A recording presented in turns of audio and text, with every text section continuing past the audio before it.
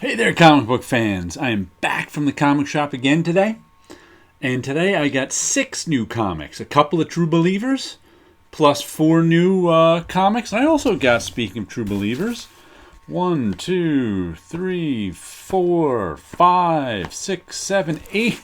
8 more copies of Amazing Spider-Man True Believers #1, because I'll show you at the end. I've been making my own alternate cover for this. I decided to make it an edition of 20.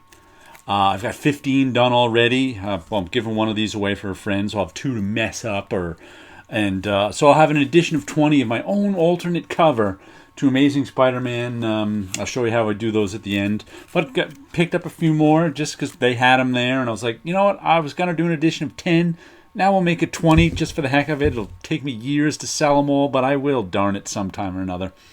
But and I also got a couple of these, which are cracked open CGC cases, which I'm going to use for an art project sometime. I'm going to make fake CGC comics, comedy comics of some kind. Got about 8 or 10 of these now, which, like I said, the guy, John at the comic shop, just got some stuff that he cracked open. So someday I'm going to do something with it. I don't know when, but someday. We'll see. Maybe I'll make a comic that goes to 11. Let's see, what other freebies did we get today? Comic shop news, Batman and Superman. I guess there's another Batman and Superman, no longer called the world's finest, comic coming out. This will tell us all about it. Boy, and I glanced at, what was it? Superman Year 1. I can go the rest of my life without ever reading a Year 1 comic again. For some reason, it's all about it's all the previews numbers in it. But for some reason, I'm just not a fan of Year 1 comics. I don't like going back in time and everything you know is wrong and let's redo the origin and I just don't like that. So I read Batman Year 1 back when it was a novelty, and I enjoyed Batman Year 1. I was Frank Miller and David Mazzucchelli. But I don't think I've liked a Year 1 since then.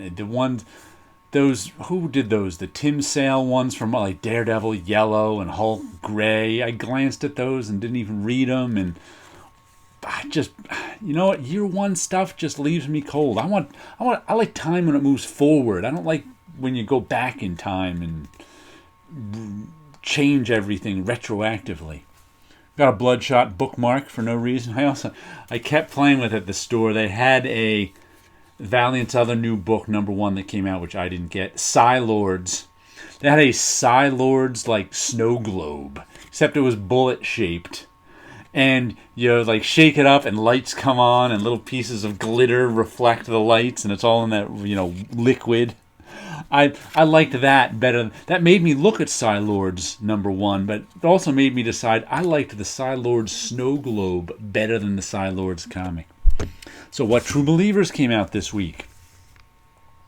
True Believers I remember this was one of the earliest issues of Spider-Man that I read back in the 70s, 131. It was a back issue to me at the time.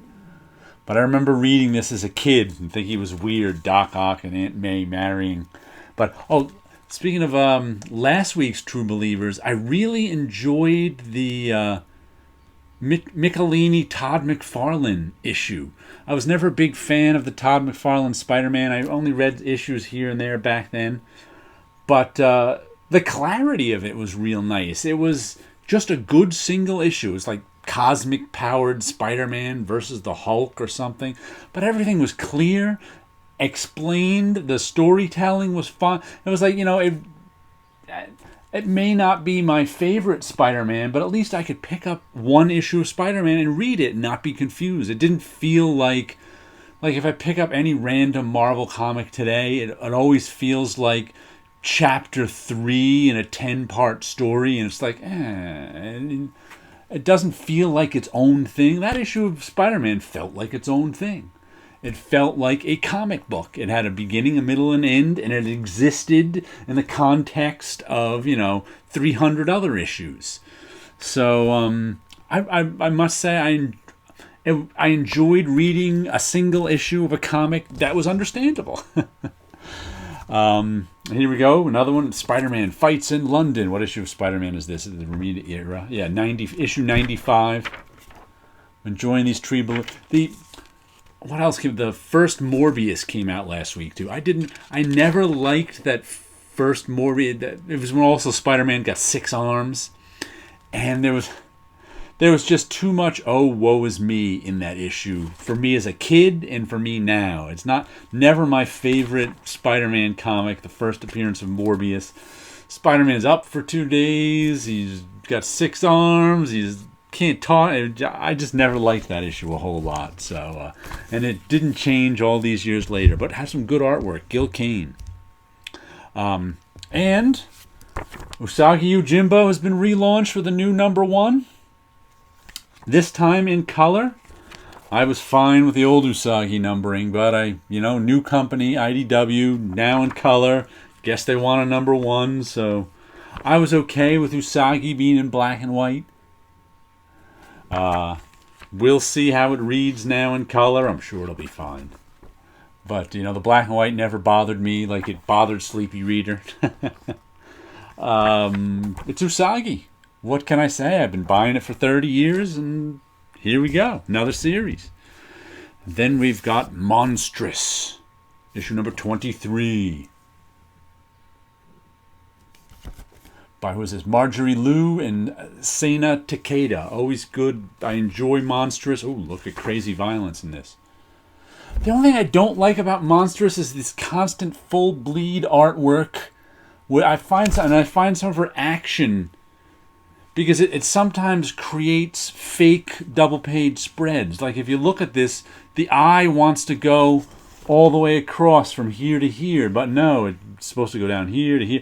So I find some of her storytelling sometimes to be problematic. It's not so, but look at this. See how those panel borders line right up? So since everything's full bleed, visually it looks like you go across, but you don't go across. So that always kind of annoys me. But other than that, I very much, everything looks like a double-page spread when it's not a double-page spread. Even the coloring looks like a double-page spread. So that's a little quibble I have with the storytelling, but I very much enjoy this book. Last issue was fun. We found out more about some monster living under the ground and a little more about the history of this. And it gives us history and moves the story forward. So Monstrous is fun. Little Bird was this chapter 4 out of I think 5 chapters. Once again, thick book. Little Bird is a good bargain for, what is it? This is a $3.99 book, right? $3.99. And it's like 38 pages of comics for $3.99. Wow, there's some nice, beautiful artwork. Just flip that open. Lots of pinks and purples in that coloring. Just reminded me of Barry Windsor Smith.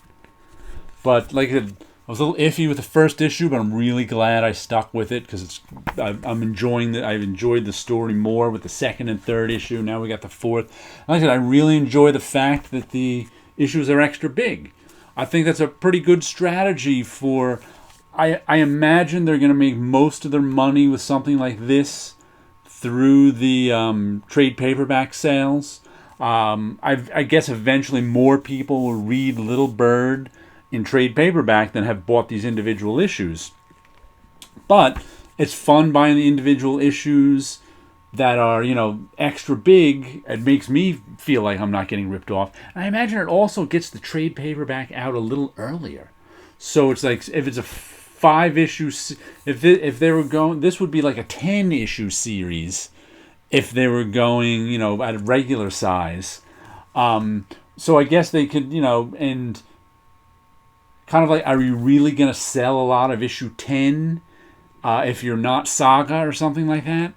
So that they can, get some buzz out, get the single issues out, and then have a nice big thick trade with the long tail that they can sell. So I think it'll be interesting to see how well they do with Little Bird and this idea of making larger single issues to get the trade out. Or like I said, if it was an ongoing series, I don't think they'd be able to do that.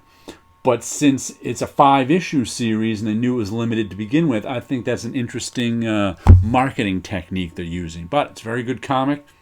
buy the trade when it comes out. And here we go. We got Terry Moore, 5 years, issue number 2. Everybody else got it last week. I don't know why it came in a week late to my comic shop, because it even Terry Moore's in black and white. It's always good. It even showed up. Usually when I get an email every week that tells me what's on my pull list and that's coming in. And if something is shorted, it just doesn't show. Usually tells me on the pull list, Little Bird's in. But then I show up to the shop and Little Bird's not in. So this was supposed to be out last week, but didn't say so on my pull list. I was like, so I made sure it was on my list. But then this week it said it was coming in. So I'm like, It was like it was on the schedule for a week late at my comic shop for some reason. I don't know why that is. But I've been enjoying Terry Moore's stuff. I don't know. I was late to Strangers in Paradise. I remember buying the first issue of it, but like a third printing. And then I bought like the 10th issue of it and was like iffy with it. Then I bought like somewhere around like the 15th or 16th issue. I just said, you know what, I'm just going to start buying it. Because this should be a book I like. So I've been buying it since then, which was sometime in, I don't even know, the mid-90s. And I've been buying all the stuff since then. And sure enough, eventually I got it and liked it. But anyway, let me show you this is my alternate cover I've been making. I made it a flip book. We've got my weird, based on one of my odd drawings, Spider-Man #1 cover, and my sort of Spider-Man hanging out there, Spider-Man number. Let me open this up. Because I found this really nice inkjet paper that's, I think, a 65-pound paper, so it's got a good cardstock to it. And we put the pencils on the inside, and since it's double-sided, I can print on both sides. So, there's the pencils to that. There's the finished piece, pencils, and there's the inside cover, True Believers, Amazing Spider-Man #1. So I'm going to put some of these up for sale on eBay. They'll be there for a while. $25 shipped to the U.S. I sell them. So it's like $20 for the comic and $5 to ship it. And boy, do they take a lot of effort to make. If you think $25 is a lot of money for one comic, to hand make your own cover takes a lot of elbow grease. Besides making the actual cover, the drawing and the print, to actually physically put one of these together, I have to print it out. I have to set it all up on the computer, print out the front, print out the back, take a X-Acto knife and straight edge and trim it to the exact right size. Figuring out the exact right size to print it is its own thing.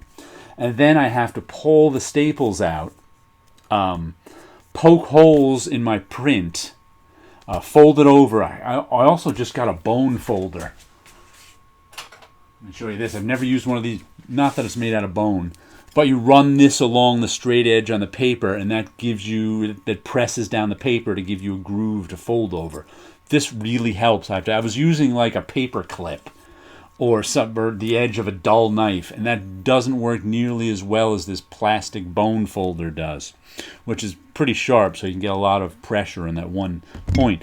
Fold it over, poke holes in this, then you got to line the staples up back in the old holes and fold them back over. So it actually takes a lot of effort to make one of my own alternate covers. And I remade all these logos and stuff digitally. So like I said, if you want one of these, you can leave me a message here, or else you can check. I probably won't have them up on eBay till tonight. I have to write the description and everything for them. I was just finishing these today. I got 15 out of the 20 done. And that'll be the addition of this. So let me show you. This is what they look like at original art size, fully colored. There's that. Like this is I really like this paper. I tried it, and like I said, it's a 65-pound Geekly inkjet matte paper. I find matte works very well for art prints like this, where there's a nice flat tone to the graphics rather than a glossy paper. I like the glossy paper for the photographs. I like the matte paper for the artwork. So, and these are also, despite the fact they look very glossy in the bag, are the same matte paper. But wow, really, really good thickness to it. You don't always see that in inkjet paper. Well, anyway, leave me a comment if you want one of them. Check I'll remind next week when I actually have some of these up on eBay. But you can always get them there too. And you guys have a good week out there.